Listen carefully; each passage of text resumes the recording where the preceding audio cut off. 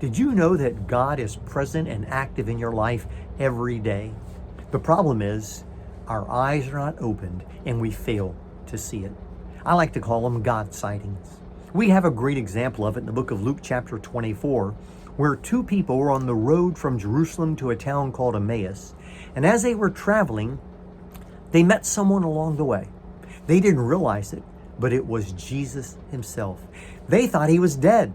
They had heard rumors that he was resurrected, but they hadn't seen him for themselves. Little did they know, he was the one who was walking on the road with them. Well, late in the day, they stopped to have something to eat. And we pick up the story in Luke chapter 24, verse 30, and here's what happened. When he was at the table with them, he took the bread and blessed it and broke it and gave it to them. And their eyes were opened, and they recognized him. And he vanished from their sight.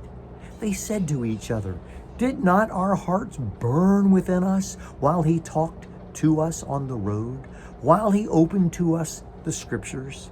And they rose that same hour and returned to Jerusalem. And they found the 11 and those who were with them gathered together, saying, "The Lord has risen indeed and has appeared to Simon."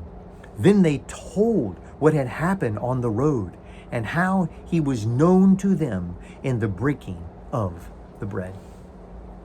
This is just a reminder for all of us that many times God is walking right there beside us. He is doing amazing things. He is present.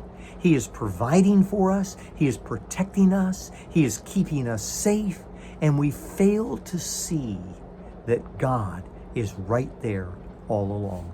Yes, there are times when we may feel alone. We may feel abandoned. We may feel that God has just not shown up.